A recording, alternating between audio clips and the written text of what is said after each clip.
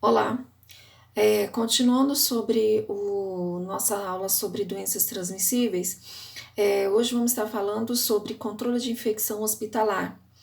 Estudos apontam que é muito mais frequente no tratamento de doenças em UTI, devido exatamente ao tempo de internação.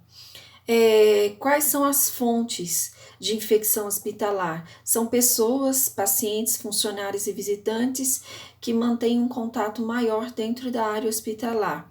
Funcionários são fontes de infecção? Infelizmente são.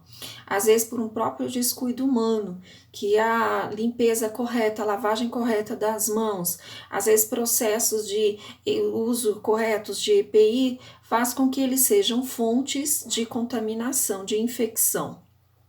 Os fômites, que são materiais que entram em contato com os pacientes, também são considerados. O ambiente, o próprio ambiente hospitalar, a questão que nós falamos, a estrutura física mesmo da área hospitalar é considerada como fonte de infecção, e os parasitas que habitam muitas das vezes nesses locais, que são insetos e roedores. A questão da vigilância, a questão da limpeza e higiene tem sido muito rigoroso nas instituições exatamente para evitar esse tipo de situação.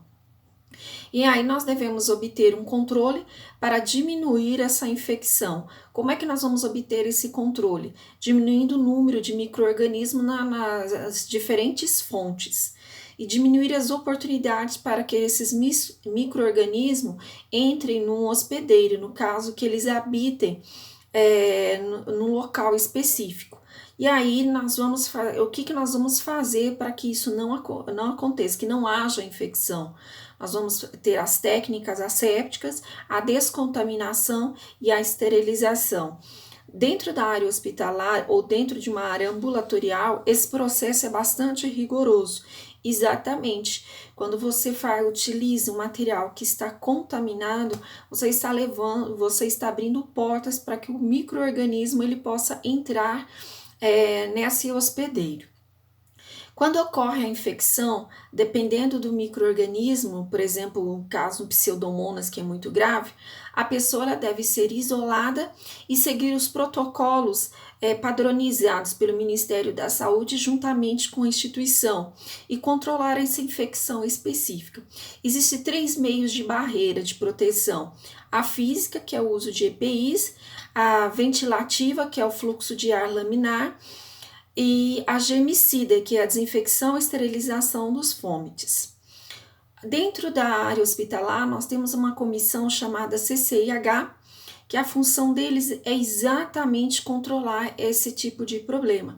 CCIH, que é a Comissão de Controle de Infecção Hospitalar, o que eles fazem? Eles promovem a educação continuada da equipe profissional, ou seja, da equipe que trabalha na área que lida diretamente com o paciente, devido exatamente a falhas humanas. Exemplo, nós sempre fazemos os trabalhos, a educação continuada na questão de punção venosa. Procedimento simples? Sim, mas que feito de técnica errada ou com modo descuidado pode levar a uma flebite, que é uma grave infecção ocasionada por esse procedimento inadequado.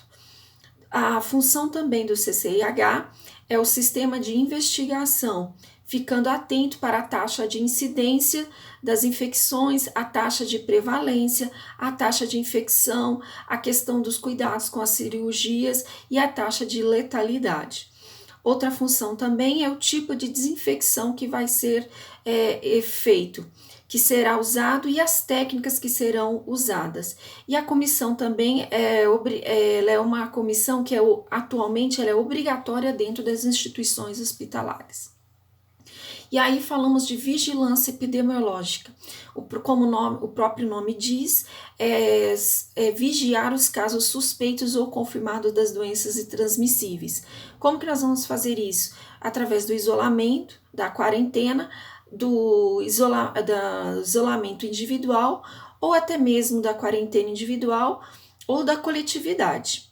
O que nós vamos fazer? Acompanhar a evolução desses processos. Hoje, Nós vivemos o processo de quarentena, onde um vírus, que é o Covid-19, entrou em pandemia mundial. Então, nós hoje vivemos numa quarentena coletiva, ou seja, todos os indivíduos devem estar atentos quanto à contaminação, à infecção.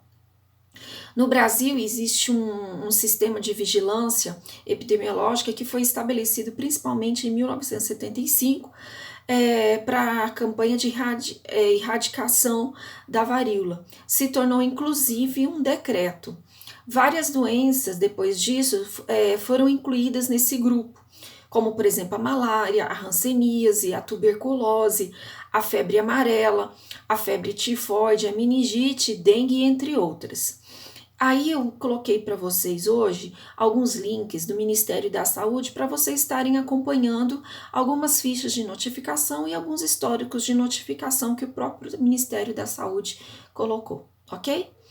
Aguardo vocês na próxima aula.